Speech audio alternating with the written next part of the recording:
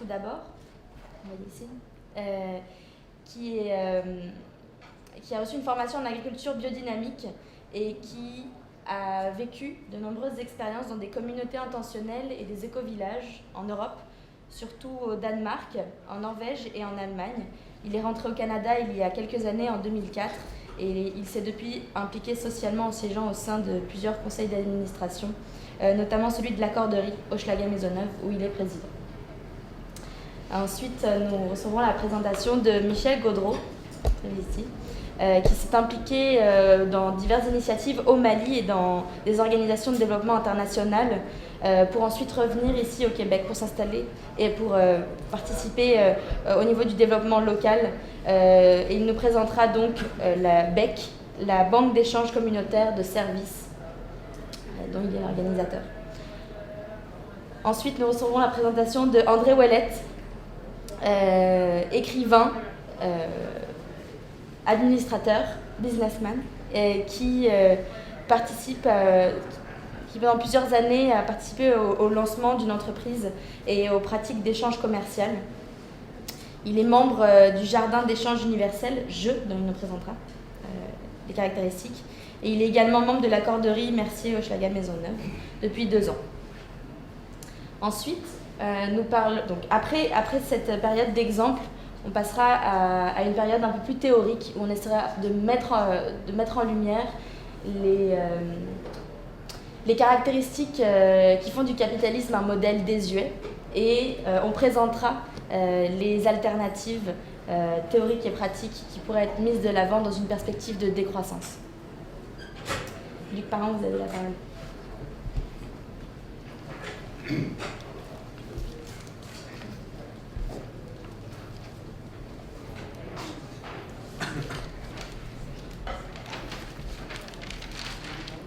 Comme présenté, moi, je vais vous parler de la Corderie. De fait, je vais vous parler du mouvement Corderie, plus que juste la Corderie de Hochelaga-Maisonneuve. Ce que je trouve important dans le domaine économique, comme dans tous les autres domaines, c'est que plus qu'il y a de la diversité, plus qu'on augmente notre résilience. Et puis c'est bien important d'augmenter notre résilience individuelle et collective parce qu'on a un grand effondrement qui s'en vient. Et puis, ça, c'est comme s'il y a un grand feu qui s'en vient, on a juste des pins dans la forêt. Bien, ça va brûler facilement, la forêt est très, très vulnérable. Mais s'il y a plusieurs sortes d'espèces, s'il y a des collines, s'il y a des arbres, s'il y a des marais, la résilience face à l'épée de Damoclès est beaucoup diminuée. Fait que l'idée s'il y a un gros crash économique, et puis je vous le dis, il va en avoir un, ça s'en vient, les scientifiques nous le disent, possiblement avant 2020, quand on est à la porte, très probablement avant 2024, 2025 et assurément avant 2030. Ça va être, puis on va être la 13e société à disparaître ou à laisser seulement des traces. Alors l'idée d'avoir plusieurs types de monnaies, des monnaies complémentaires, la vraie monnaie qu'on connaît, celle de la Banque du Canada, mais si ça tombe, bien, de ne pas se retrouver coincé. Fait que si j'ai des points jeux, si je peux faire des échanges avec BEC, si je peux faire des heures d'accorderie, puis ça, c'est juste 3 initiatives, parce qu'à la fin, on peut faire un petit résumé, mais il y en a, l'accorderie ou d'autres initiatives de ce genre-là, des systèmes d'échange locaux, il y en a de plus en plus, il y en a vraiment beaucoup. Puis l'idée, c'est que c'est fait régionalement. Ça, c'est sans compter les devises locales. Ici à Montréal, moi je demeure dans le quartier Rosemont. Sur Masson, on a l'ILO, qui est une devise qu'on peut se servir dans les commerces, puis les commerces payent le fournisseur avec ça. Il y a à Québec le blé, le billet local d'échange. Au Saguenay, il y a le demi. Je ne fais pas le tour, mais c'est juste pour vous dire qu'il y a plusieurs alternatives que la monnaie qu'on connaît.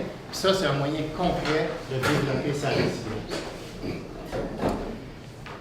Je vais vous dire un peu les particularités. Je ne connais pas très bien. Je connais un petit peu le jeu. Le BEC, je le connais très minimalement. Mais je vais vous dire qu'est-ce qui est particulier d'une accorderie. Une accorderie, ce n'est pas juste une devise. Pour commencer, c'est une monnaie, mais la particularité, c'est que c'est une monnaie sociale.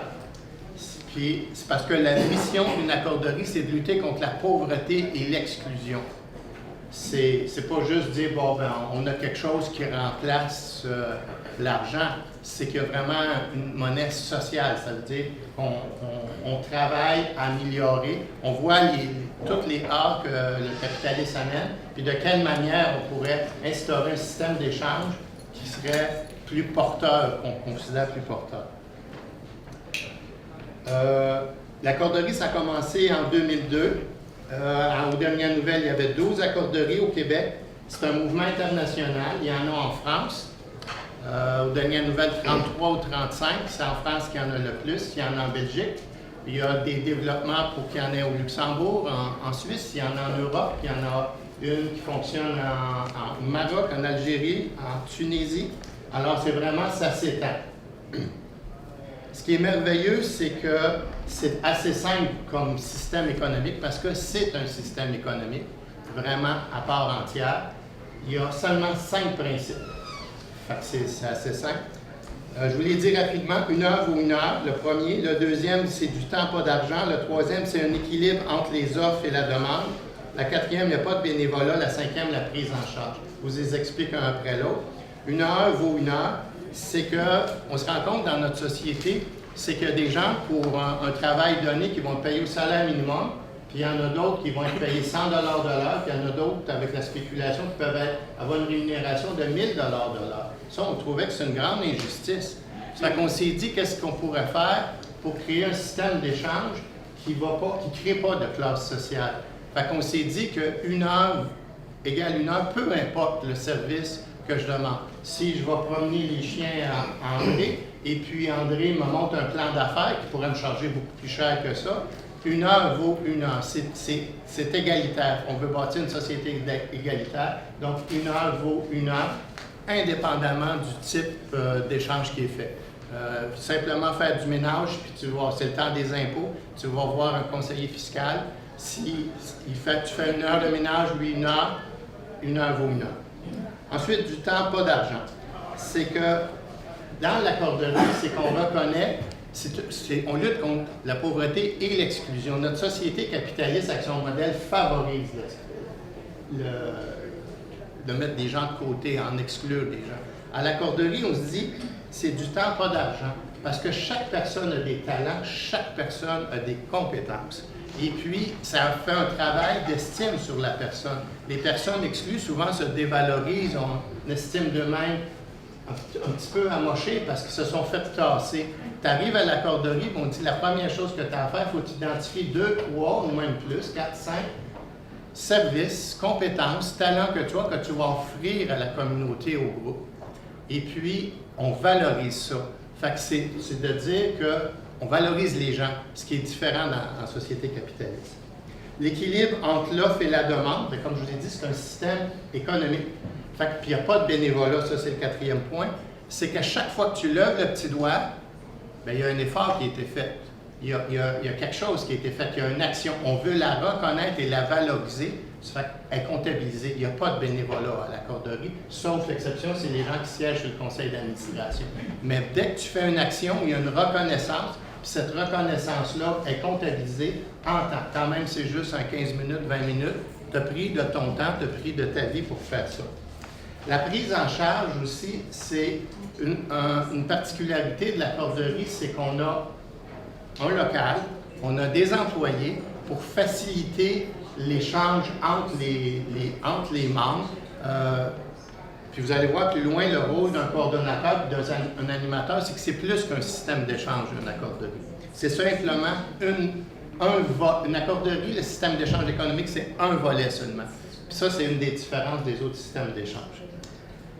Fait que c'est ça, puis les 5 principes. Dans les échanges, je vais rester là-dessus. Tu veux-tu me le dire, Marion, quand il reste 3 minutes, 1 minute, fait que je vais pouvoir m'ajuster sur le contenu? 4. Il en reste déjà juste 4. 5. Je vais passer rapidement pour les types d'échanges. Il y a des échanges individuels. Ça, c'est des échanges 1-1 ou 1 avec un groupe. 1-1, c'est vraiment...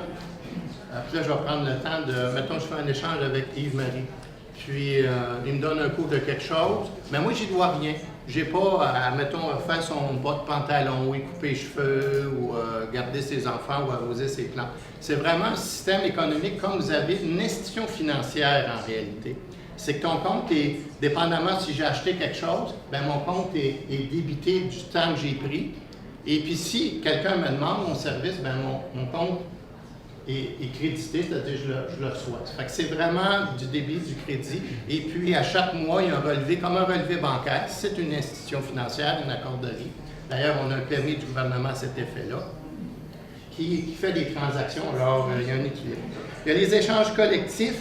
Les échanges collectifs, c'est là qu'on lutte contre l'exclusion, pas juste la pauvreté. On a une accorderie qui a une différence, c'est qu'on a un groupe d'achat. Ces gens-là sont pauvres, ils ont besoin de manger, puis une accorderie, c'est uniquement un échange de services, il n'y a pas de biens, mais les gens ont besoin de se nourrir. Fait que le groupe d'achat permet une économie d'échelle en mutualisant toutes les commandes de tout le monde. Il y a le microcrédit. On prête de l'argent sonnant. On est une institution financière, une accorderie.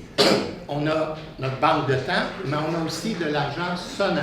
Quand il arrive, votre enfant ce matin dans le bain est tombé, c'est cassé une dent, il faut aller chez le dentiste tout de suite, puis c'est 500 $ ou 1000 $. L'accorderie va dire présent, ça c'est du crédit solidaire, c'est du crédit basé sur la confiance, l'entraide des gens. C'est pas gratuit, on charge des intérêts, 4,5 %. On est aligné sur la Caisse d'économie solidaire des Jardins, mais c'est une présence, ça c'est un moyen concret avec le groupe d'achat. Finalement, il y a l'accord accordé, c'est le prêt d'ordinateur. On s'est rendu compte ce qui exclut beaucoup des gens qui sont appauvris, j'aime pas dire pauvres, mais appauvris, c'est ils n'ont plus accès aux moyens technologiques. Et puis aujourd'hui, si tu n'as pas les moyens technologiques, tu es vraiment exclu de notre société. Parce que les emplois passent par là, la diversité, le divertissement, tout passe par là. Puis si tu n'as pas ça, tu es vraiment exclu de la société, c'est difficile de t'inclure. Ça fait qu'on prête des ordinateurs pour 6 heures, pour une durée de 6 mois, puis c'est renouvelable 3 fois. Fait que la personne a le temps de voir si elle veut s'en acheter un ou pas. Et puis, elle peut demander à un autre accordeur si elle ne connaît rien, elle n'a jamais touché à ça. Un autre accordeur va dire, ben, je vais te montrer comment ça fonctionne la base. On m'a demandé s'il y avait une carte géographique. Vous pouvez aller voir le réseauaccorderie.ca et puis vous allez avoir la carte, c'est dans à peu près toutes les régions du Québec. Et puis, si vous voulez aller à l'international, c'est possible d'aller. Si vous allez en France cet été, vous allez en Belgique, vos heures d'accorderie sont valables là-bas. C'est un système international. Puis, c'est comme la Caisse des Jardins ou la Caisse d'économie solidaire des Jardins, c'est que les comptes sont accessibles partout. C'est international. Là. Puis, il y a une reconnaissance. J'aime bien, puis j'ai bien aimé l'introduction de Maria, parce que moi, je vais conclure avec ça. C'est une citation de Richard Buckminster Fuller, puis ceux qui la connaissent, bien, désolé, elle va être répétitive. On ne change pas les choses en combattant la réalité existante, notre système capitaliste qui arrive en fin de parcours. Pour changer quelque chose, construit un nouveau modèle qui remplace l'ancien modèle obsolète. Alors, ça s'inscrit dans ce courant-là, les systèmes d'échange locaux. C'est développer la résilience dans un parcours économique qui arrive à sa fin. Alors, je vous remercie. Merci.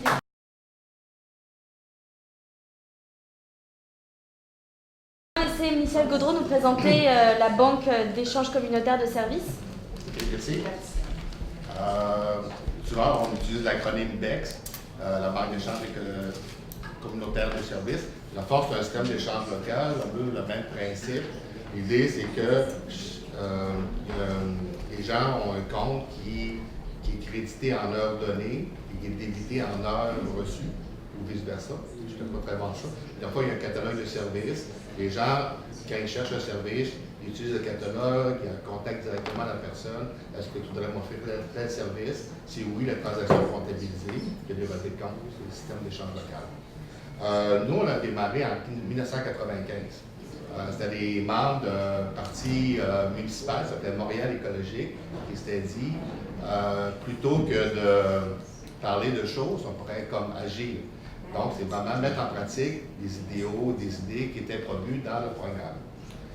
Pourquoi qu'on a fait ça? En début, c'était vraiment de créer un réseau de solidarité sociale.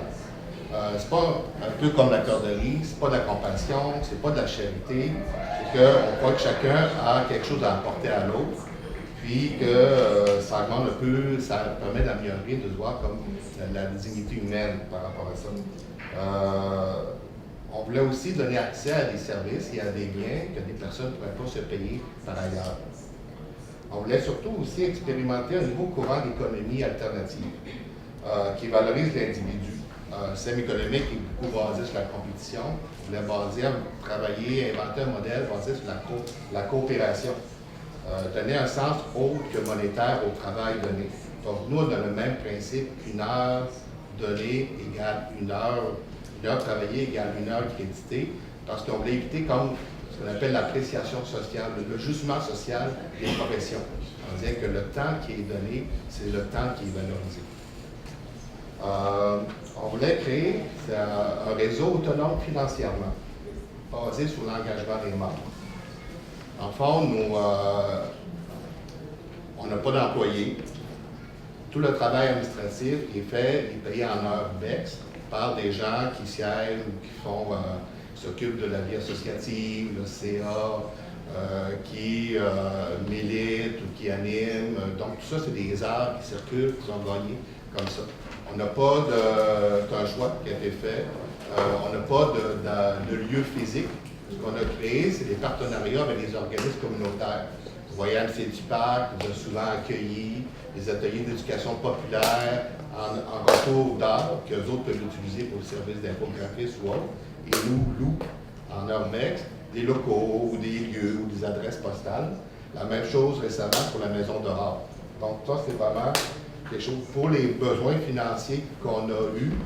Au tout début, dans les temps héroïques, en 1995, quand les gens voulaient s'inscrire, ils pouvaient soit avoir une heure débitée ou donner 10 $.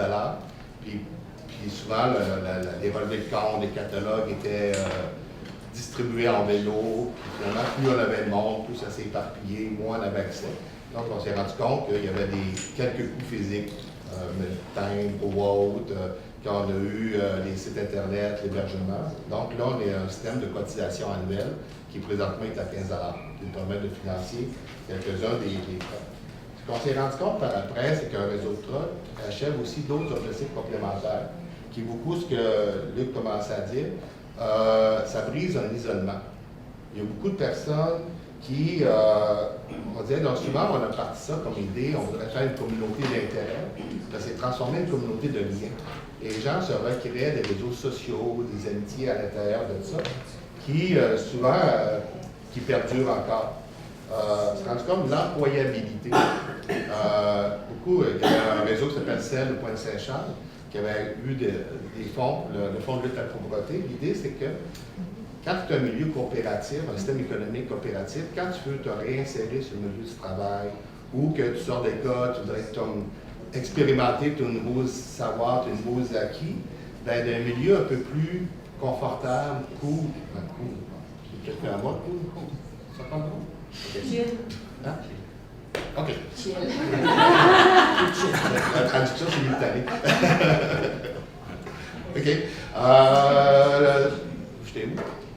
Ah oui, c'est ça. Donc, l'idée, c'est que La réinsertion. Réinsertion. Donc, il y a beaucoup de gens qui développent, qui expérimentent de façon non compétitive, puis tout coup, ils donnent une confiance en soi qui leur permet de retrouver le vrai marché du travail. Aussi, c'est un modèle, on va peut-être plus le voir après, c'est un modèle d'autogestion. C'est les gens qui se prennent en charge ici. C'est les membres qui créent le conseil d'administration, c'est les membres qui font les activités. Et nous, c'était comme important pour nous. Donc, les grandes valeurs qui nous meuvent, qui nous relient, c'est l'autonomie, l'entraide, proximité, générosité. Donc, comme je disais, en 1995, on a commencé à mobiliser les gens, une trentaine de membres, une quarantaine de transactions. Finalement, en 1996, on s'est incorporé parce que dans ce temps-là, ce n'était pas très connu, les systèmes d'échange locaux. Nous, on s'est beaucoup inspiré d'un livre, des expériences de Letts à Winnipeg, puis sur l'île de Vancouver, qui ont parti ça des années 80.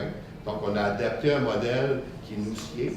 Nous, on était beaucoup basés dans Malin dans ce temps-là. Donc, il y avait une place publique, un journal local, il y avait comme beaucoup d'effervescence communautaire qui nous a comme aidé à étendre nos services, à étendre notre connaissance, puis avoir un peu plus de notoriété. Dans le fond, vu que une minute. Dans le fond, nous, le modèle de croissance, on ne croit pas à la croissance à tout prix. On croit à une espèce de base.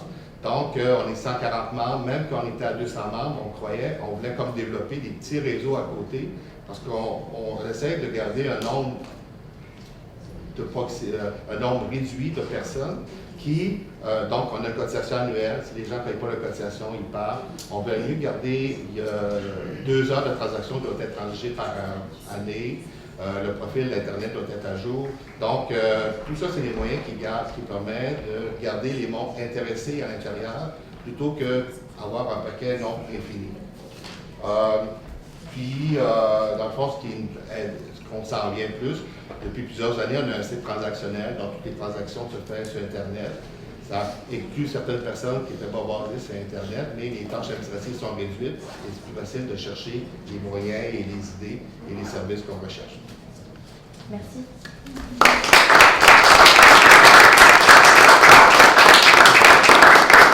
Désormais, on va laisser André Ouellette nous présenter Jardin d'échange universel. On va pouvoir lancer le diaporama juste derrière. Si tu peux... Je suis Python quand on finit. Bonjour tout le monde, merci de nous accueillir.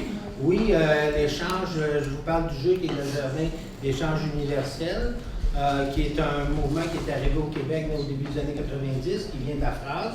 C'est les Sœurs Langto qui ont amené ça au Québec, celles qui ont parti le réseau des femmes d'affaires du Québec. C'est elles qui ont amené ça ici. Donc, oui, Camério, bon, donc le jardin d'échange universel, communément appelé le jeu, c'est une monnaie comptable autogérée.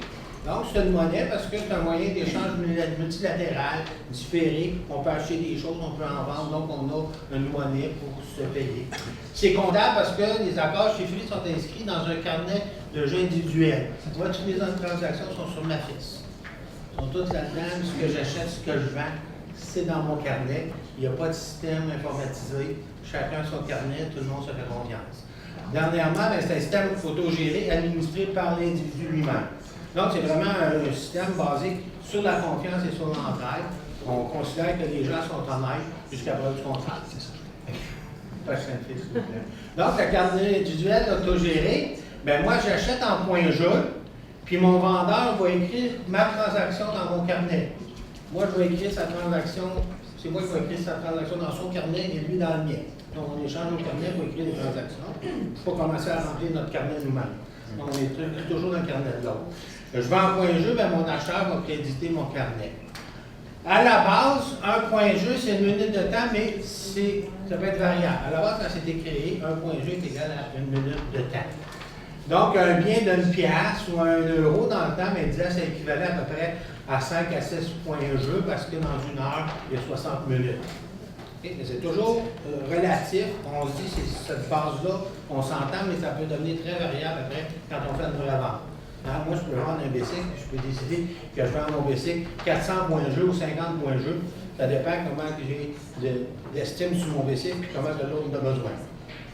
Donc, c'est une entente qu'on a entre nous. Donc, ça, c'est la vente deuxième. Donc, le carnet du autogéré, ben, on a une liste de demandes, d'offres et de demandes qu'on reçoit à tous les mois de tous les jeux au Québec. Tantôt, on va voir la liste des jeux au Québec. On reçoit la liste de tout le monde au Québec. On peut les contacter pour échanger avec eux. Et à chaque mois, chaque groupe jeu a une mini-foire mensuelle devient échangée. À vendre en point jeu ou acheter en point jeu. Donc, chaque groupe, c'est tous des groupes individuels qui ont peut-être des listes de 50 à 100 personnes, mais que dans les réunions mensuelles, il y a entre 15 et 30 personnes en général qui viennent à chacune des réunions. Et 90% des échanges se font lors de ces rencontres mensuelles-là. Parce qu'on s'aperçoit qu'à la base, avant de transiger avec quelqu'un, la première chose qu'on achète, c'est pas un bien, c'est la confiance. Si je n'ai pas confiance en toi, en fait, à la plus belle auto, tu ne me le vendras pas. Donc, à la base, on veut transiger avec les autres, mais c'est une base de confiance. Si je veux que la personne vienne faire la peinture chez nous, faut que j'ai confiance qu'elle va faire un bon travail en venant chez nous. Donc, les rencontres mensuelles ont pour but justement d'apprendre à se connaître et de développer la confiance entre nous pour pouvoir échanger puis s'entraider. OK? Prochaine. Donc, des exemples de biens et services échangés, un peu de tout. De la nourriture, des produits naturels, d'entretien ménager, du coaching, des services informatiques, des biens usagers, du covoiturage, des menus de travaux. Nous avons la chance, parce que je dis c'est une chance, dans le réseau, d'avoir 4 fermières. Donc, on ne met pas de fer. Mais souvent, c'est une chose. Hein? Moi, supposons que j'accumule beaucoup de points. Là. Je vais faire quoi avec mes points? Tous ceux qui ont été dans des réseaux d'échange, dans le temps, que ce soit Track Canada ou n'importe quoi, à un moment donné, tu as plein de points, tu te dis, mais où je vais les dépenser? Où je vais les dépenser, ces points-là? Je fais plein de bénévolat, mais je vais les dépenser où? Je ne peux pas acheter ça. C'est drôle, hein? Mais quand on a de la nourriture, on sait où l'acheter. Hein? Donc, moi, je peux vous dire que j'achète à peu près 350 à 400 pièces par mois de légumes et de viande bio. Avant ça, je ne mangeais pas bio, c'était trop cher. Hein? Maintenant que je fais la consultation et que j'ai des points de jeu, je suis capable de manger de la viande bio et des légumes bio, puis je mange plus sain. Hein? Le système m'a fait de moi quelqu'un qui mange sainement. Donc, la monnaie d'échange, c'est le point jeu.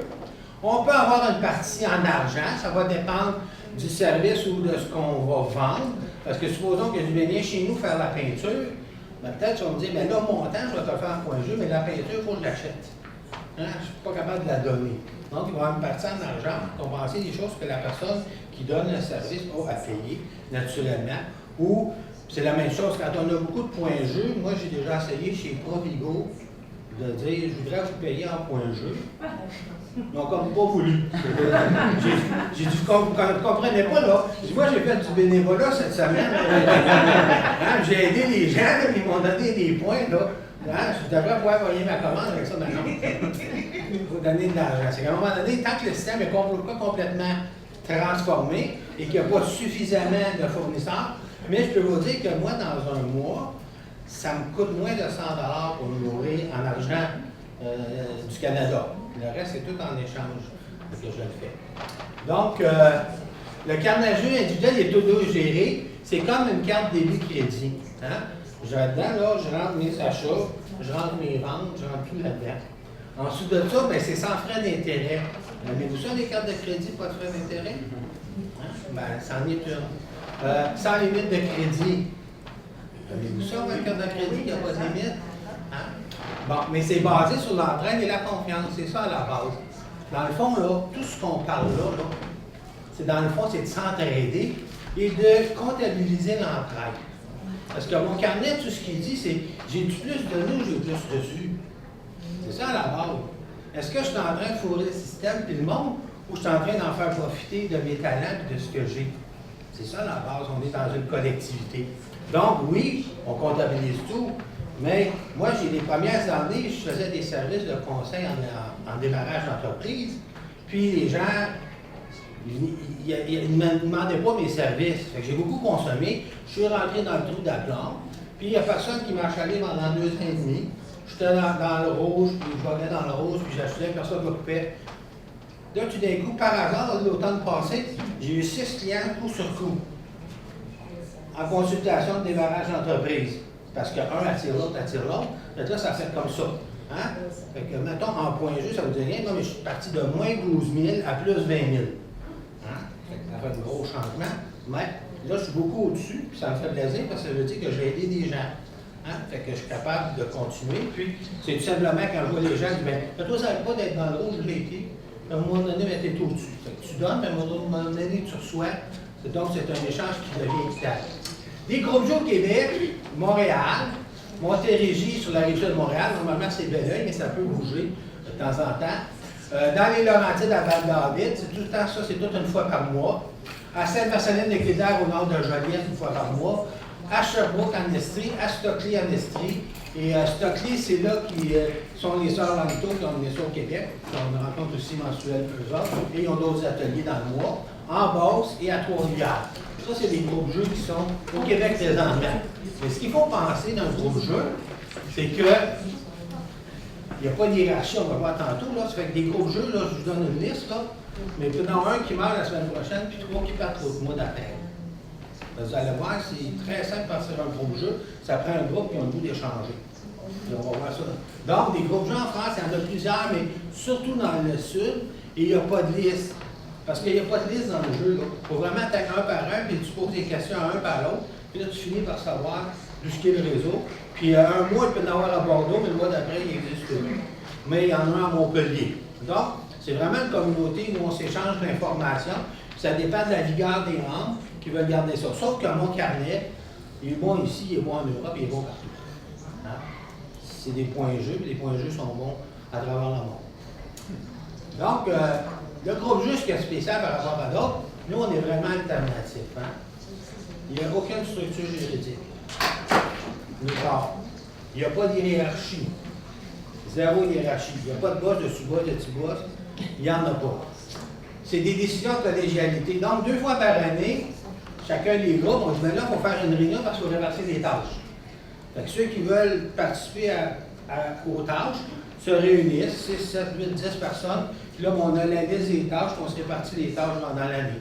Qui va s'occuper d'appeler le monde, qui va sur le monde, qui va mettre les listes à jour, qui va informer les nouveaux quand ça arrive, qui va animer les rencontres. Fait qu'on se répartit les tâches l'une à l'autre. 3 minutes. 2 trop, mais c'est correct. Hey, je suis pas fini.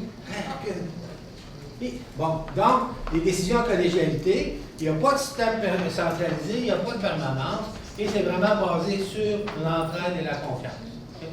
Ça veut dire que si vous voulez partir un gros jeu, bien, vous venez voir comment ça fonctionne. Vous allez inviter les gens, puis là, vous décidez, bien là, on fait un groupe, nous autres, on part, moi j'ai plein d'amis, puis on va un gros jeu, ça fait qu'on fait des carnets, on fait une rencontre, on amène des choses, puis on échange. C'est aussi simple que ça. Hein? C'est facile, hein? Donc, on va continuer. Donc, c'est une excellente manière de reconnaître le bénévolat et de le compenser. Hein? Tantôt, c'est Luc qui disait ça, là. Exactement. Le bénévolat, c'est bien beau, mais à un moment donné, le monde se tente d'être bénévole. Hein? On en a bien, mais à un moment donné, on ne voit plus nos bénévoles parce qu'on les a usés à corps. Hein? Toujours les mêmes, là, on les a usés. C'est comme si le groupe profitait de quelqu'un qui sont prêts à nous aider. Mais avec les monnaies d'échange comme on a, avec les groupes, bien, on reconnaît, on va payer le temps que la personne a consacré à faire quelque chose. Donc, c'est du bénévolat, mais du bénévolat rémunéré en échange de groupes. On dit, ben, tu nous as aidé, le groupe, on te reconnaît que ça a une valeur. Donc, c'est un moyen de compenser. La dernière chose, oui, mais excellente manière de quantifier l'entraide. Dernier, peut-être on va aller à la dernière. Juste, vous pouvez le prendre en note. J'ai mis le site.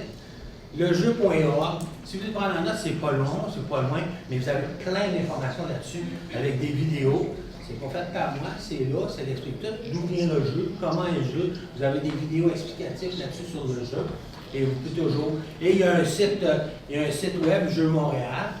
Et puis, une page Facebook, Jeux Montréal, Jeux Québec. Vous juste demander Jeux Montréal, Jeux Québec. Et puis, tout le monde est libre de participer quand ça lui tente. Donc, entre ça, je voudrais juste finir un petit point, vu qu'il me reste une minute, sur la corderie, parce que je suis membre maintenant du conseil de la corderie. Quand j'étais dans le jeu, je voulais aller en Europe, j'allais en voyage. J'avais vu qu'il y avait des selles en Europe qui échangeaient d'hébergement. Je voulais avoir d'hébergement. J'ai contacté les selles en Europe, ils ont dit au Québec, c'est la corderie qui est les selles. C'est comme ça que je suis arrivé à la corderie parce que je voulais aller en voyage en Europe. Mais la corderie, ce qui est le fun, c'est que moi, à un moment donné, j'avais besoin d'un ordinateur pour aller en Europe. Hein? Ça fait qu'ils m'ont loué un ordinateur en heure. Hein? Donc, je suis allé en Europe avec un ordinateur de la corderie. Puis j'ai vu qu'il y avait un regroupement d'achat, tout ce que je ne pouvais pas acheter chez mes familles, eux autres, il y avait un regroupement d'achat que je voulais.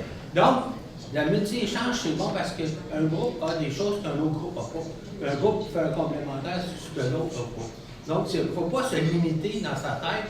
On est dans un mouvement d'entraide et d'échange qui est général et tous les mouvements où on va dire, nous, on a tendance à collaborer pour que le plus de gens possible puissent profiter, surtout ceux qui n'ont pas de sous.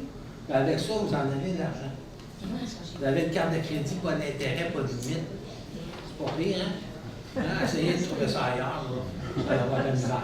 Mais merci beaucoup de m'avoir invité.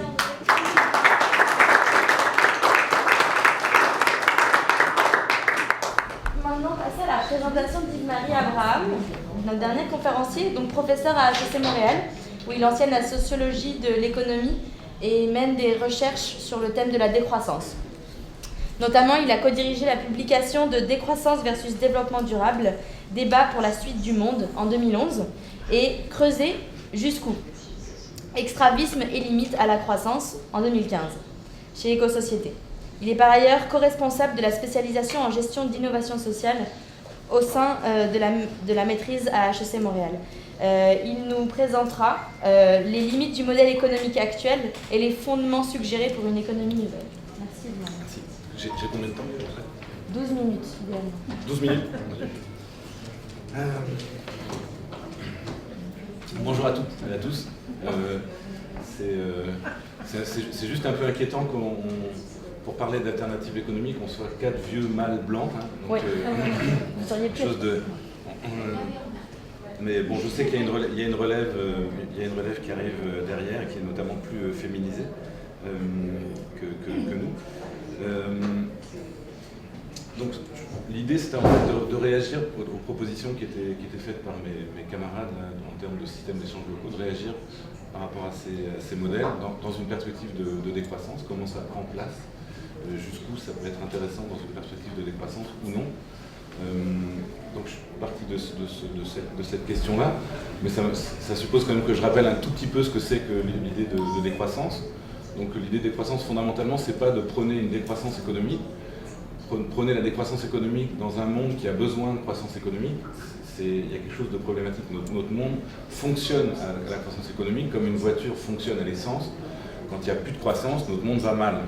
Donc ce qu'on propose dans la perspective de la décroissance, c'est pas de faire baisser le PIB, c'est de sortir de cette course à la croissance, de transformer nos sociétés profondément pour ne plus être dépendant en fait de la nécessité de générer de la croissance. C'est ça le point de départ. C'est une proposition qui est révolutionnaire au sens premier du terme, ou au sens de Alain Deneau qui dit il faut rendre révolu ce monde. Bon, donc c'est ça qui est en jeu, hein, avant tout, pour bâtir des sociétés qui soient soutenables sur le plan écologique, justes sur le plan social, démocratiques sur le plan politique, réellement démocratiques. Voilà le point de départ.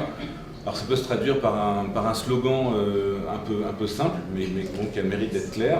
Le premier impératif, qui est central, c'est de produire moins par rapport à ce qu'on fait aujourd'hui, de faire diminuer la production de marchandises à l'échelle globale, à l'échelle locale, mais se donner ça comme impératif. Évidemment, ça nous met en contradiction directe avec le développement durable, la croissance verte, ou même l'économie circulaire, qui sont des projets dans lesquels en fait, on fait le pari d'être capable de continuer à augmenter la production de marchandises tout en respectant les limites biophysiques planétaires.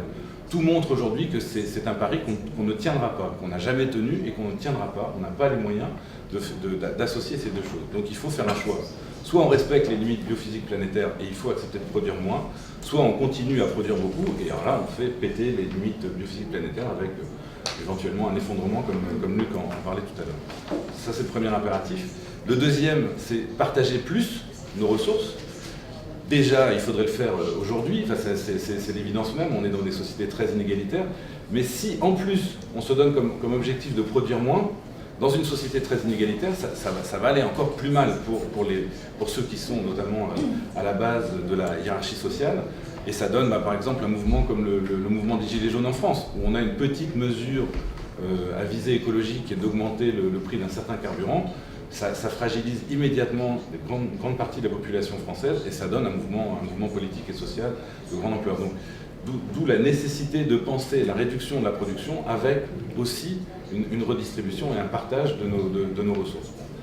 Alors ça c'est un discours un peu général, un peu gentillé, un peu catho, là on va partager, mais ça veut dire quoi concrètement? C'est-à-dire qu'il va falloir s'opposer au principe de l'accumulation sans limite, par exemple. C'est-à-dire on ne peut pas accumuler des richesses comme on en accumule aujourd'hui à titre individuel. Il va falloir mettre des limites à la propriété privée, il va falloir imposer des formes de redistribution, mettre des limites aux revenus qu'on peut accumuler à titre individuel. Donc en fait, questionner notamment une de nos institutions centrales qui est la propriété privée, la propriété lucrative. Ce qu'on n'ose plus faire depuis le 19e siècle. En gros, on a accepté à peu près l'idée de la propriété aujourd'hui.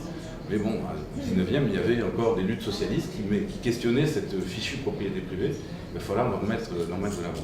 Et la troisième partie de mon petit slogan qui résume la proposition des croissancistes, c'est décider vraiment de nos manières de vivre ensemble. Donc ça, c'est la dimension démocratique. S'il faut produire moins et s'il faut répartir de manière plus équitable nos ressources, il va falloir le faire autant que possible de façon démocratique. Actuellement, nos institutions politiques ne permettent pas de le faire. Donc on est très largement dépossédés de ce type de décision du fait de nos institutions politiques, mais aussi plus fondamentalement du fait du système économique globalisé dont on dépend et des systèmes techniques aussi qui soutiennent ce système économique. Donc on a des macro-systèmes sur lesquels on n'a absolument aucun contrôle direct. On est complètement soumis à ces systèmes. Pour le dire en une phrase, j'ai découvert chez Thoreau, pas plus tard qu'hier, on devient en fait les outils de nos outils. On est au service de ces systèmes qu'on ne contrôle absolument pas. Donc d'où la nécessité d'une reprise de contrôle. Si on essaye de penser une application concrète de ces trois principes, de ce slogan, produire moins, partager plus, décider vraiment, ça donnerait une architecture qui reposerait sur trois idées fondamentales. La première, c'est une relocalisation de nos activités de production, de biens et de services. Et là, évidemment, les systèmes d'échange locaux, qu'il s'agisse de services ou de biens, s'inscrivent parfaitement dans cette logique-là. Notamment, s'inventer une monnaie locale, c'est imposer une forme de relocalisation aux échanges. Donc là, on est bien dans cette perspective. Qui doit viser évidemment non pas l'accumulation, mais essentiellement l'autosubsistance, c'est-à-dire subvenir à nos besoins, reprendre la définition aussi de nos besoins, définition qui nous échappe aujourd'hui très largement. C'est décidé par des experts, par ce qu'on apprend dans mon école en marketing. Bon, on a des sociétés qui définissent fondamentalement ce nous avons besoin. Deuxième principe, ce mode de production relocalisé, il doit reposer aussi sur des techniques différentes. Aujourd'hui, comme je viens de le dire très rapidement, on dépend de macro-systèmes techniques très sophistiqués sur lesquels on n'a pas le contrôle. Là, il faut repenser ces techniques dans la perspective qu'on appelle aujourd'hui celle des low-tech, donc des low-tech par opposition aux high-tech, donc qui sont des techniques qui vont être moins puissantes. Donc effectivement, on va perdre en puissance, on va perdre en efficacité immédiate, mais on va gagner en contrôle sur ces techniques. C'est des techniques qui vont, de par leur simplicité, pouvoir être appropriées relativement facilement par leurs utilisateurs, qui peuvent être entretenues, développées par leurs utilisateurs, et qui vont aussi reposer sur des ressources, en particulier sur le plan énergétique, qui vont être disponibles localement aussi, donc autour de nous. Autrement dit, plus besoin d'aller chercher du pétrole à des milliers de kilomètres pour faire tourner un moteur. On va se servir des ressources dont on dispose localement pour éventuellement faire tourner des moteurs s'il y en a encore.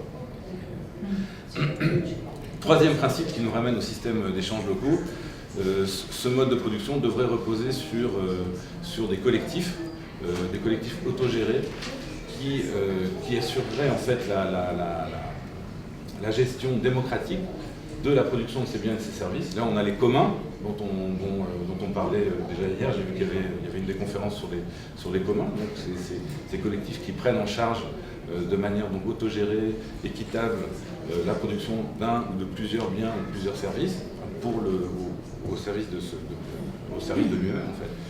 Et puis, par ailleurs, la gestion du territoire qui serait prise en charge par des communes ou des municipalités. Donc, on trouve bien aussi l'esprit du colloque, là, à nous les quartiers, à nous les villages, à nous les villes.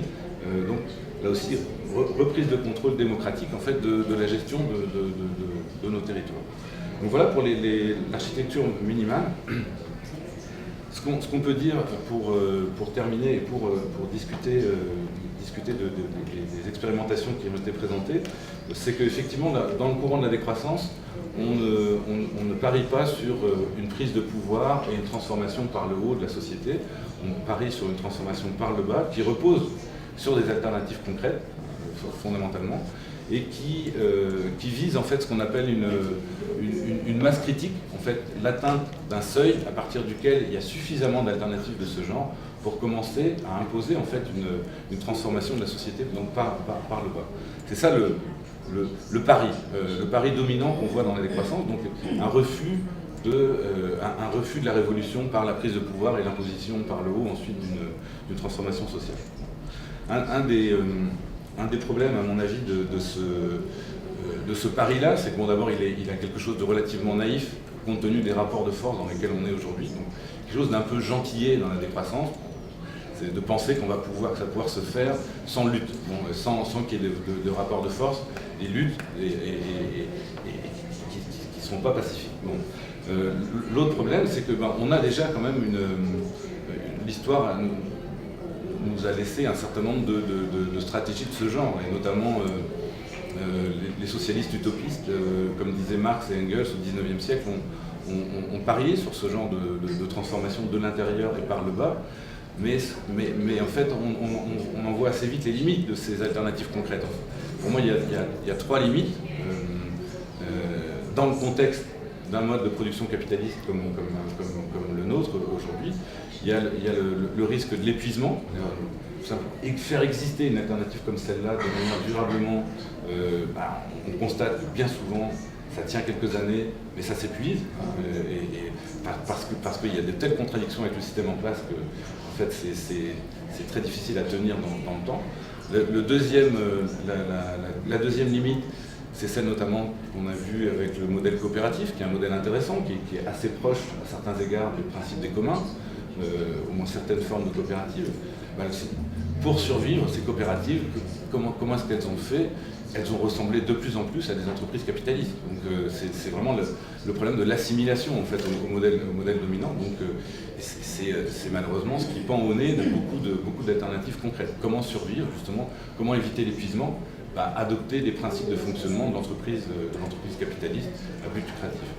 Et le troisième danger que je vois, la troisième limite, c'est finalement la complémentarité. C'est-à-dire qu'on peut imaginer des alternatives concrètes qui évitent l'épuisement, qui évitent l'assimilation, qui continuent à exister, mais parce qu'elles sont en fait complémentaires avec le système dominant. Et c'est d'ailleurs un peu ce qui me gêne dans l'appellation monnaie complémentaire. On assume d'emblée la complémentarité avec le système actuel.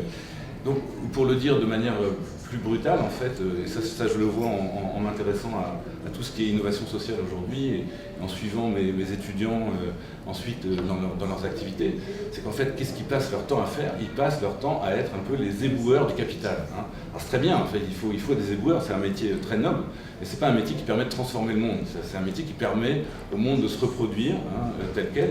Et donc aujourd'hui, les jeunes là, avec qui je travaille, ils s'épuisent littéralement en fait, à gérer, pour employer un autre terme plus académique, plus universitaire, à gérer toutes les externalités négatives du capitalisme en fait, actuel. Et je pense que c'est vraiment un des problèmes de ces alternatives. Et on le voit bien, enfin, même quand tu parles de la corderie, bon, tu prends en charge des gens qui sont en difficulté, et ils sont en difficulté à cause de ce système-là.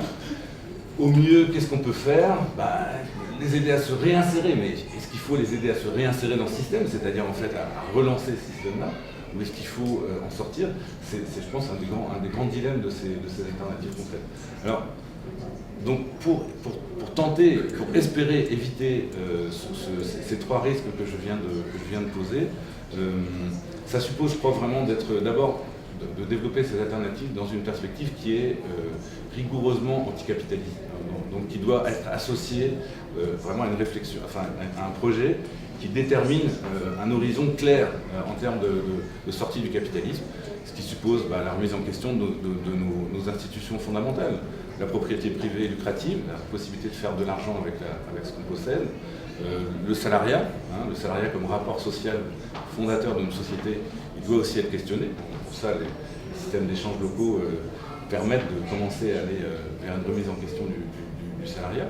Redéfinition aussi de ce que c'est que la richesse. On est soumis à une définition de la richesse qui est celle en fait des capitalistes, des marchands. Ils disent qu'est-ce que c'est qu'être riche? C'est être capable de produire et de vendre beaucoup de marchandises. Tout ce qui n'est pas marchandise, c'est pas de la richesse. Aussi, les systèmes d'échanges locaux contribuent à une redéfinition de la richesse, ça me paraît essentiel. Mais il faut aller peut-être encore un peu plus loin. Une des questions que je me pose, c'est une question par rapport notamment à la corderie et à Bex, c'est le fait c'est l'équivalent que vous faites en termes d'unité de compte, en fait, avec l'heure. En fait. En même temps, on se rend compte qu'une des inventions du capitalisme, ça a été de définir justement la valeur d'un bien en fonction du temps nécessaire à sa production. Et je me demande s'il n'y a pas un espèce de piège. Je vois bien le côté subversif de dire une heure d'activité d'un médecin, c'est une heure d'activité d'une femme de ménage, ça c'est puissant. Mais on reste attaché à une mesure de la valeur en temps.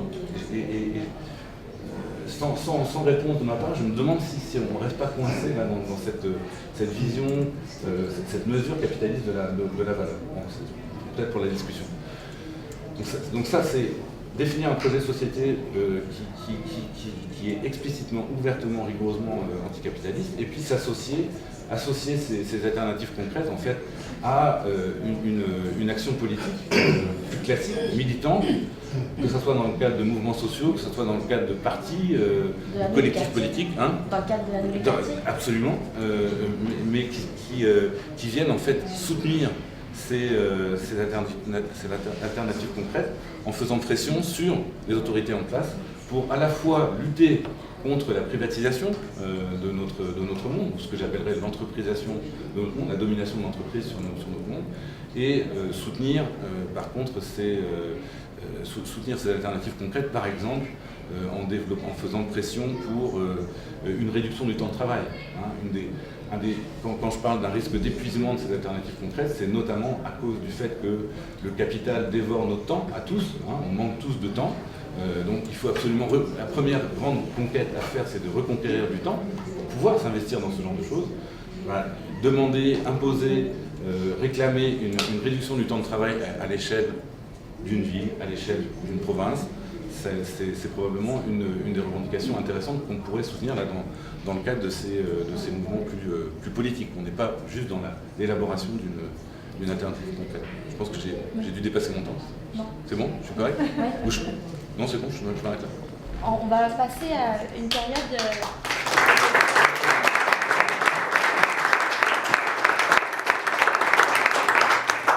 Les 25 minutes qui nous restent, on va pouvoir passer à une période de questions, une discussion beaucoup plus ouverte. Donc je vous invite à poser directement une question à un de nos conférenciers et à chacun d'entre eux de répondre. Je pense que ça va partir tout seul. Oui. Moi, j'en aurais une première, ça s'adresse en fait aux trois personnes qui ont des systèmes économiques alternatifs. À l'heure actuelle, dans notre société, il y a beaucoup de services qui sont offerts par l'État. Je pense premièrement à la santé, aussi l'éducation et plusieurs autres. Dans un contexte de système alternatif, ces services-là ne peuvent pas vraiment être offerts. Entre autres, je sais que la corderie, on peut pas offrir des services médicaux. C'est une des règles. Il y a ça, puis il y a aussi le fait que dans tout ce qu'on consomme, il y a beaucoup de biens qui proviennent en fait, la majorité des biens proviennent de l'étranger. Vêtements, articles électroniques, donc, moi, en fait, je trouve que ça traverserait, mais la limite que je vois, c'est que ça peut couvrir juste une petite partie de l'économie. Tout ce qui est offert par l'État, tout ce qui est fabriqué à l'étranger. Comment on pourrait éventuellement pallier à ces économies? Nous, on voit le système de change local pas comme un outil absolu ni universel. Le système coopératif est exactement un système qui prend en charge que le système traditionnel ne prend pas en charge. Pour nous, avec le système d'échange local, c'est une approche complémentaire. C'est juste que ça permet de mettre des relations, la rencontre, à un autre niveau. Pour moi, juste pour répondre à Yves-Marie, c'est une démonétarisation de l'échange. C'est plus la valeur sur le marché de ce que tu donnes, c'est le temps que tu mets pour quelque chose, qu'importe que ton salaire annuel ou autre. Pour nous, c'est une approche vraiment complémentaire. C'est pour ça que les approches de tisser des liens entre les réseaux permettent d'élargir la base de diversité de services, mais en soi, c'est pas là pour remplacer au complet, c'est pas une approche libertaire ou libertarisme, pour remplacer au complet l'autre système. Moi, j'ai un peu de réponse. Moi, j'ai enseigné le lancement d'entreprise pendant 20 ans. J'ai fait des groupes de réseautage de déjeuner, autant comme autant. Puis je peux vous dire que 9 personnes sur 10 qui disaient qu'ils faisaient de la simplicité volontaire, c'était involontaire. On a un job de 100 000 $, on prend tout pour la simplicité volontaire.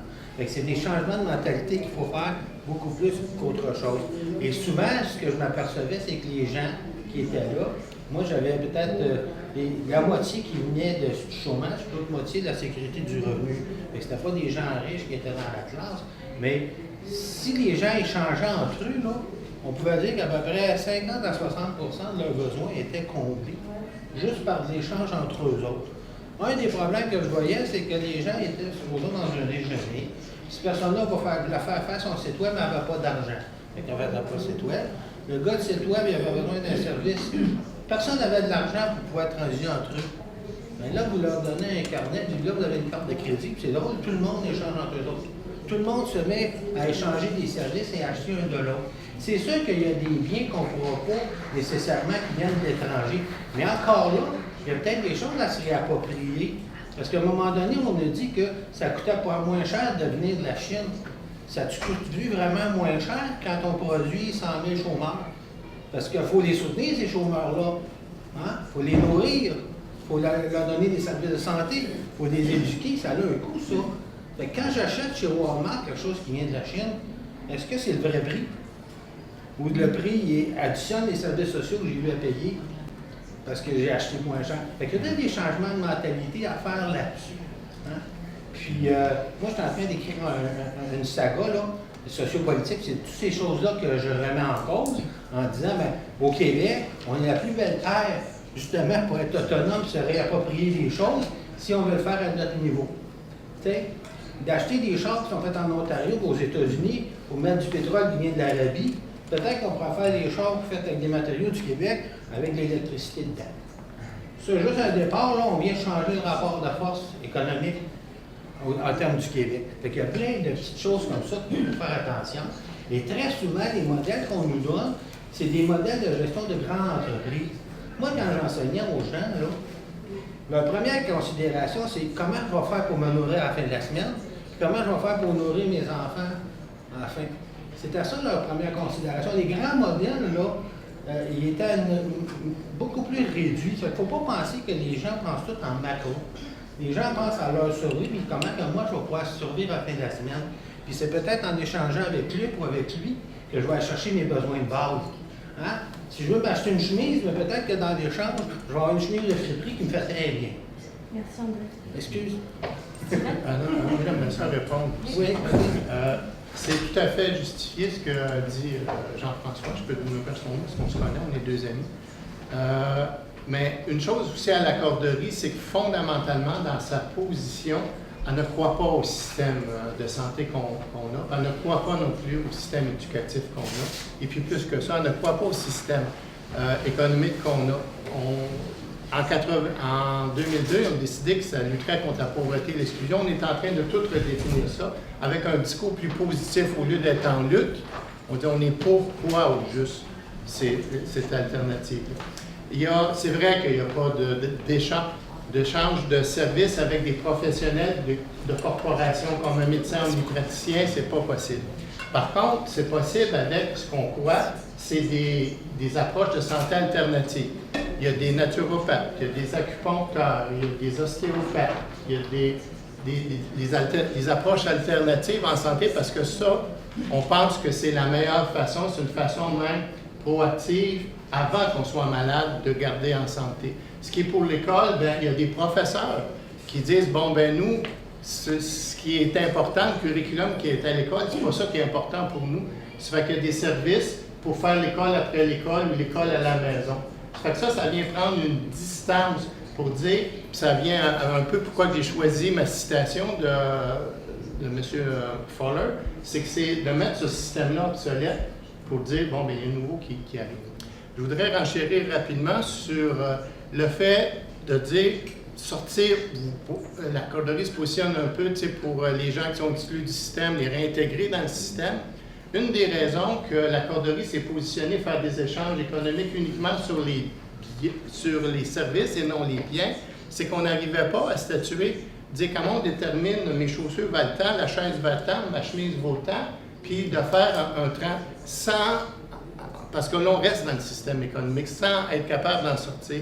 Tandis que les services, ça par exemple, on pourrait en sortir. Puis l'idéal d'un accordeur qui serait pleinement réalisé, c'est pas de réintégrer, c'est quand à chaque fois que j'y ai à consommer un service, que j'ai un réflexe accorderie, dire, ben, dans mon environnement, qui peut me donner un massage? Qui peut venir garder mes enfants? Qui peut m'offrir, réparer un vélo, réparer un problème de plomberie?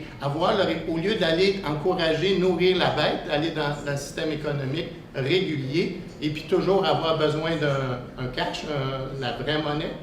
Puis j'aime pas dire la vraie monnaie, pour moi c'est simplement la monnaie d'usage commun.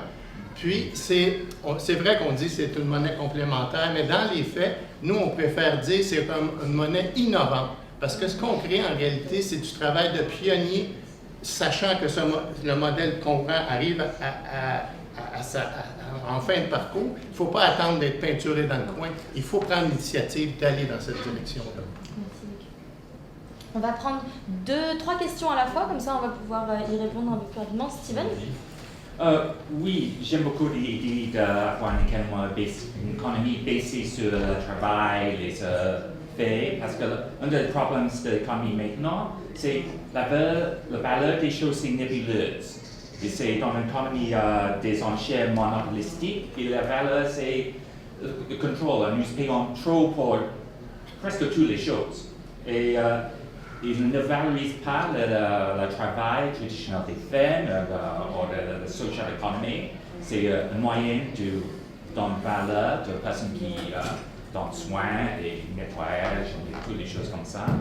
Mais il y a aussi possible d'avoir une ligne avec les biens et les services. Parce que peut-être c'est trois forestiers aller dans la forêt dans le matin et couper les arbres.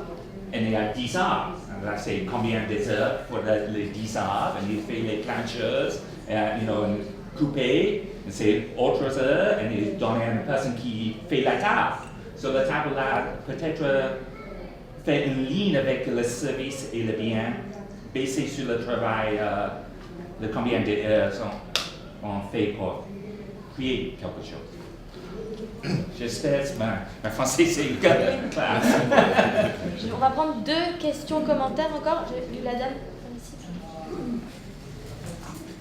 I'm Susan Witt from the Schumacher Center, and I was asked to show bird chairs that we issue in the Berkshire region, and I'll pass them around.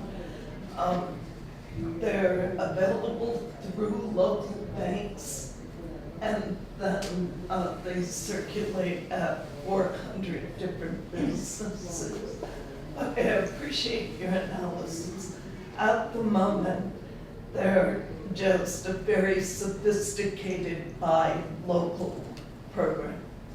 But what we're moving to is to actually issue the currency when making productive loans, right? Then that brings to the community the power to issue, which is extremely important. It's kind of an alchemy. It's issued for productive loans, not consumer loans.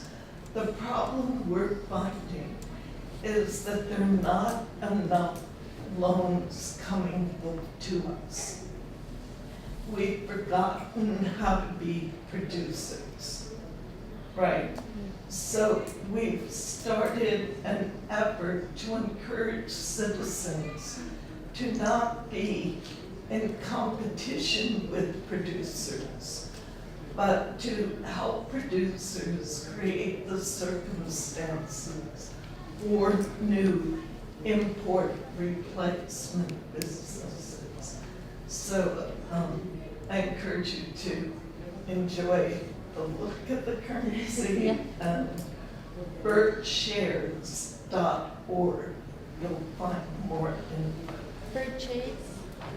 Shares.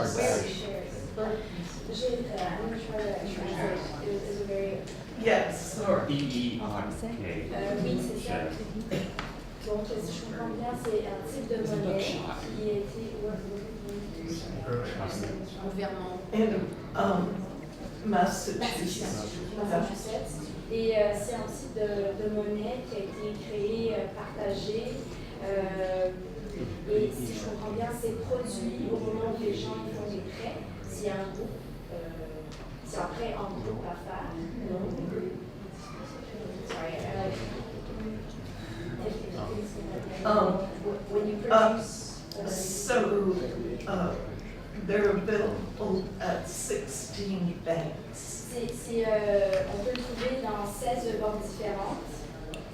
But at the moment, they're just a very sophisticated buy local program. Donc pour l'instant, c'est un moyen très sophistiqué d'acheter localement. Mais ce n'est pas nécessairement répandu. Right. They circulate 400 businesses. Il circule en 400 compagnies différentes. But the goal is to issue them in making loans. Et le but, c'est vraiment de les produire pour faire des prêts.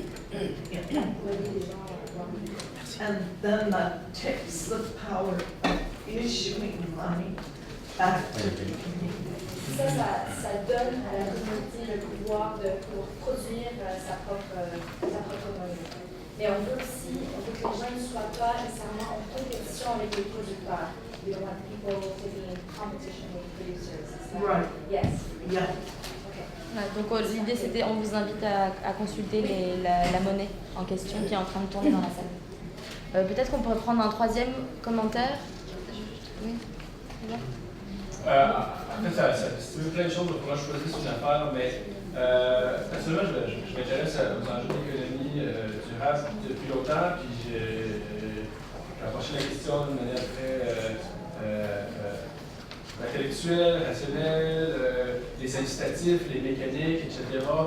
Et dernièrement, je suis en train de me poser la question de l'importance du...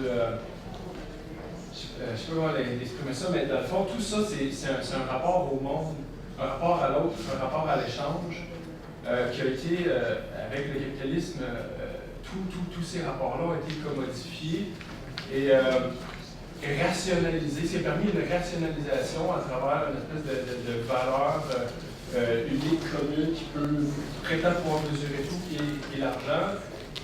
Et on a perdu dans le processus le sens de communauté, un certain sens de sacré, notre relation au tout, et j'ai l'impression que je me pose la question actuellement, est-ce qu'on peut vraiment faire une transition économique durable sans ramener des questions de subjectivité culturelle, de spiritualité, de sens de sacré, en fait, dans notre relation au monde, que ce que peut peut-être nous inspirer des traditions autochtones, des traditions animistes, pour qui une forêt, nous quand on voit une forêt, on voit du bois debout. Une forêt, bon, chez les animistes, il y a l'esprit. Moi, je propose l'esprit, mais c'est pas grave. Il y a le sens que c'est vivant et ça a une valeur en soi qu'on doit le respecter.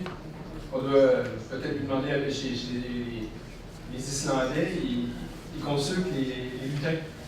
Et ils croient encore aux lutins, les esprits de la forêt, puis avant de faire un projet de route, ils consultent pour voir où ils vont passer pour faire la moindre dommage. Bon, c'est comique les lutins, mais ça a une valeur. En Nouvelle-Zélande, je pense qu'en Nouvelle-Zélande, ils ont établi des droits pour les rivières, pour les écosystèmes, etc. C'est bon, bref, c'est une réflexion à laquelle je commence à embarquer si on n'a pas besoin de quelque chose comme ça. Est-ce que vous aviez une remarque? Alors, je pense que c'est une citation de Ricardo Petrella qui va aller dans le sens que vous évoquez. L'économie actuelle est en train de nous faire perdre le sens d'être, de faire et de vivre ensemble, le sens du bien commun. Tout le concept de rentrer dans un système d'échange local, c'est l'apprentissage du savoir-être, tu vois, la rencontre de l'autre personne, puis le respect de ce qu'est l'autre, de ce que l'autre a apporté. C'est un des impacts, selon nous. De manière... OK, moi, dans le fond, par rapport à ce que tu dis, c'est que la société, elle a bâti des schémas de bonheur. Hein? Le bonheur, c'est de posséder des biens et de l'argent. C'est ça qu'ils nous ont mis là, pendant des années. Puis si vous avez le temps de vous emmener sur le bord de la mer pendant 2 mois, là, vous allez réfléchir, vous allez savoir que le bonheur, c'est peut-être pas la possession de l'argent. Que le bonheur de la sérénité, c'est l'entraide. Hein? C'est que quand j'ai besoin de quelqu'un pour m'aider, j'ai du monde en autour de moi pour m'aider. Quand j'ai un besoin, j'ai du monde. Puis la même chose que si j'ai du monde alentour de moi qui ont des besoins, mais je suis là pour les aider. C'est là qu'on retient notre joie et notre bonheur. Hein, moi, je suis plus qu'à veille de ma retraite, là, je suis passé dessus. Hein? Mais ce que je sais, par exemple, c'est que j'ai plein de gens qui m'envoient des témoignages qu'il y a 20 ans, il y a 15 ans, il y a 30 ans, je les ai aidés à un moment de leur vie. Ils sont tellement reconnaissants de ce moment de vie-là. Mais ça vaut 1000 payes d'une vie. D'avoir pu les aider au moment où il y en avait besoin. Comme moi, j'ai été dans des gros problèmes en Europe, vous verrez ça, c'était effrayant. J'ai toujours eu des anges sur mon chemin pour m'aider. C'est ça qui est lutin. Mais ce que je veux dire, c'est que si vous êtes capable de développer un réseau d'entraide, c'est un peu ça, au-delà des échanges individuels, c'est les réseaux d'entraide qu'on se crée. C'est ça qui est la force.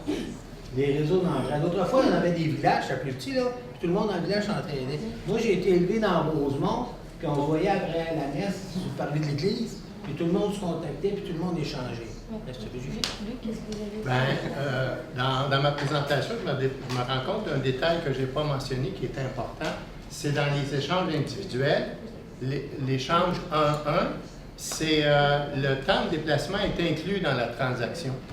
Moi, si vous me suivez, le temps, si, mettons, avec Yves-Marie, je fais un échange, mais il reste sur la Rive-Sud, j'ai 1 heure pour me rendre chez lui, puis, mettons, je fais de la mécanique automobile, je répare son auto pendant une demi-heure, je retourne chez moi, bien, ce qui va être facturé, c'est 2h30 la transaction, c'est pas le 30 minutes j'ai fait son auto. Ce que ça, comme dynamique, ce que ça fait, c'est que ça l'encourage, l'esprit de tribu, l'esprit petit. Ça fait que je vais rechercher mon mécanicien s'il y a un autre accordeur dans mon bloc, dans mon patelin, dans mon quadrilatère, le plus proche possible. Puis là, ça, c'est une mécanique concrète pour bâtir du tissu social, de la solidarité. Puis en réalité, où ce que je trouve que le modèle est alternatif, c'est qu'un capitaliste, c'est l'accumulation qui est bien importante. Tandis qu'en accorderie, quand même, j'aurais 1000 heures dans mon compte. C'est pas ça qui est important. L'important, c'est le dynamisme des échanges, comment est-ce qu'il en rentre dedans, puis comment est-ce qu'il en sort. Et puis c'est là qu'on se sent heureux parce que tu te dis, peu importe ce qui m'arrive. J'ai des gens autour de moi qui sont là, qui vont être présents, puis non seulement ils vont être présents, mais moi, je vais les reconnaître, cette entraide-là, en lui payant 2 heures. Ça développe la résilience, parce que, puis même si tu n'as pas un sou sonnant, fait que ça, c'est là que l'alternative, pour moi, prend forme concrètement. Peut-être juste pour faire un lien avec la question sur notre rapport au monde, un des textes que j'aime beaucoup, signé par Rémi Savard, un anthropologue québécois, qui essayait de comprendre qu'est-ce qui s'était joué avec les premiers traités sur les territoriaux, notamment au Québec, mais dans le reste du Canada aussi, enfin de ce qui est devenu le Québec et le Canada. Et il partait de la question suivante: comment se fait-il finalement que les autochtones aient accueilli aussi facilement les Européens qui arrivaient? Comment se fait-il qu'ils aient signé des premiers traités de façon aussi pacifique, avec le sourire, etc. Et la thèse de Rémi Savard, c'est de dire qu'il y a eu un énorme malentendu en fait. Il y avait des Occidentaux, des Européens qui arrivaient pour s'approprier des terres, et les traités portaient bien sur la cession des terres, et dans une perspective d'appropriation pleine et entière, c'est-à-dire dans la perspective du droit romain, c'est l'usus, le fructus et l'abusus, c'est-à-dire je peux faire ce que je veux de la terre, j'en suis le souverain absolu. Ça, c'était la perspective européenne. Alors que les autochtones, en acceptant de signer ces traités ou ces ententes, le faisaient plutôt dans une logique de partage, en fait, de partage de ce territoire, avec des humains qui n'avaient pas l'air d'aller très très bien par ailleurs, qui avaient l'air d'être plutôt mal en point, et parce que la terre, c'est la terre-mère. Donc la mère, on ne s'approprie pas sa mère, on la partage éventuellement, parfois avec une certaine jalousie avec ses frères et sœurs, mais on n'est jamais dans une logique d'appropriation. Et donc, pour savoir, le problème était là, effectivement, comment ça s'était passé aussi facilement sur ce malentendu. Évidemment, les autochtones n'étaient pas des imbéciles, ont vite compris le malentendu, mais était un peu tard à ce moment-là pour refouler ces envahisseurs. Donc ça, c'est sûr que je pense, c'est une partie du problème, et pour moi, le mouvement des communs est une façon de se réapproprier effectivement nos moyens d'existence, mais sans cette idée d'appropriation pleine et entière. C'est-à-dire qu'on est beaucoup plus dans, comme disent deux auteurs français qui ont travaillé là-dessus, on est dans l'appropriation destination. C'est-à-dire que je ne suis pas là pour me rendre souverain de mes moyens d'existence, mais pour leur donner un sens et une utilité pour satisfaire un certain nombre de besoins qui sont essentiels. Donc c'est leur destination qui compte. Donc là ça me paraît, le commun me paraît vraiment intéressant et finalement retrouver en partie ce rapport au monde qu'on pouvait avoir dans certaines sociétés non capitalistes. Maintenant, pour réagir à ta question, quand même, je pense ça ne va pas se faire sans lutte, ça ne va pas se faire gentiment. C'est-à-dire que pour sortir de ces limites que tu soulignais tout à l'heure, pour avoir accès à des services ou à des biens qui sont vitaux, c'est quand même souvent une des limites qu'on va retrouver dans les systèmes d'échange locaux, c'est que ça vient compenser certains manques, mais ça permet pas, ou très peu, à leurs membres de vivre et de satisfaire leurs besoins essentiels. Ça suppose, comme je disais tout à l'heure, une reconquête de son temps, mais aussi une reconquête du territoire, une reconquête des quartiers. Enfin, donc c'est une lutte constante. Et le commun, c'est pas juste un arrangement, c'est aussi toujours une lutte. C'est toujours une lutte pour avoir le contrôle de ses moyens d'existence contre l'entreprise privée et contre l'État aussi. Il y a les deux bords. On peut essayer de les utiliser, de les instrumenter, mais fondamentalement, l'enjeu, c'est d'éviter et l'étatisation d'un côté et la privatisation de l'autre. Ça ne va pas se faire gentiment. Par contre, pour moi, comment est-ce que j'arrive à ne pas désespérer par rapport à la situation actuelle, c'est que je pense que les chocs écologiques qu'on va subir de plus en plus vont en fait élargir les fissures qui sont déjà là. Les communs actuels, ils sont possibles parce qu'il y a des fissures. Donc c'est vraiment la logique interstitielle là, du philosophe qui vient de mourir, là, Eric Olin Wright, qui disait comment est-ce qu'on peut envisager la transformation de la société en occupant des interstices. Je pense que ces interstices vont s'élargir et qu'il va falloir en profiter. L'histoire montre que les communs se sont beaucoup développés dans des moments de crise. En tout cas pour les communs médiévaux, c'est typique. L'effondrement de l'Empire romain, ça a généré en fait une floraison de communs. Donc je pense qu'on peut parier sur cette possibilité. Évidemment, on peut parier aussi sur des possibilités beaucoup plus désagréables, mais enfin, ça, c'en est une. Il y a une possibilité de ce côté-là. Oui, le jour où les robots vont nous mettre dehors. Les robots vont avoir besoin de beaucoup d'énergie. Donc, et justement, un des blocages qui est devant nous, c'est le blocage énergétique. C'est quand même quelque chose qui n'est pas assez dit. On peut bien rêver d'une société de robots. Ça va supposer énormément d'énergie. Or, on a devant nous un vrai mur énergétique. On n'a absolument aucune solution sur le plan énergétique pour assurer une perpétuation de nos capacités de production comme on en a aujourd'hui. Donc ça, pour moi, c'est plutôt un espoir. C'est le fait que non, les énergies renouvelables ne permettront jamais de produire autant qu'on produit avec les hydrocarbures aujourd'hui. Ça ne va pas se faire facilement, mais j'y vois plutôt des raisons d'espérer une transformation relativement rapide, à la faveur de ce mur-là. Merci Yves-Marie. Avant le mot de la fin, on va prendre une ou deux questions, commentaires encore. Une ici, puis la dame qui est là.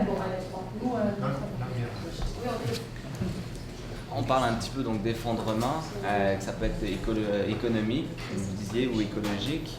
Est-ce que vous pensez que ces systèmes complémentaires pourraient être un système alternatif après, viable? C'est une expérimentation. Ça commence. Je ne sais pas si vous avez des commentaires concernant l'économie du don, qu'on entend de plus en plus parler de gift economy, et la complémentarité de ça. Merci. Puis finalement. Non, je voulais laisser pour le temps, mais attention. Peut-être une, oui. On n'en a pas parlé, mais il y a d'autres types de monnaies alternatives qui existent. Peut-être qu'est-ce que vous pensez des monnaies affectées? Donc les monnaies qu'on peut simplement utiliser pour des biens particuliers, par exemple pour la nourriture ou le logement. Est-ce que c'est une bonne chose ou pas? C'est souvent accusé d'un mauvais paternalisme. J'aimerais savoir votre opinion. J'invite l'un de vous à répondre à une des questions. Merci. Ben, moi, ça serait plus, je me sens plus équipé pour l'effondrement. Pour l'économie du don, je n'ai déjà entendu parler, mais je ne suis vraiment pas un spécialiste. Et puis pour les monnaies alternatives, c'est fou le génie humain. Tu fais allusion à ce type de monnaie-là, mais on n'a même pas parlé des cybermonnaies qui sont très populaires, très dans le courant. Et puis il y en a tellement que je ne suis pas spécialiste non plus. Pour ce qui est de l'effondrement, évidemment, ça ne sera pas juste un effondrement économique, ça va être un effondrement absolument total. C'est une disparition de notre société. Et puis ça nous pend au bout du nez. Et puis comme le disait Yves-Marie, c'est qu'on arrive au bout de nos ressources, principalement le pétrole. C'est pas qu'il n'y a plus de la quantité, très rapidement, c'est que c'est un principe de retour sous investissement. C'est comme un beau pommier, mais toutes les pommes du bas ont été récoltées. Ce serait le pétrole facile d'accès. Mais maintenant, les pommes qui sont en haut, c'est le pétrole qui est difficile d'accès. Dans l'Arctique, c'est le gaz de schiste, c'est les sables bitumineux. Et puis, c'est que les compagnies, pour ce qu'ils vont retourner, ce qu'ils doivent investir, puis ce qu'ils vont récupérer de tout ça, ne sera plus justifiable. Ça fait que ça va s'arrêter là. Et puis, notre société était basée sur le pétrole. Puis ça, c'est une composante.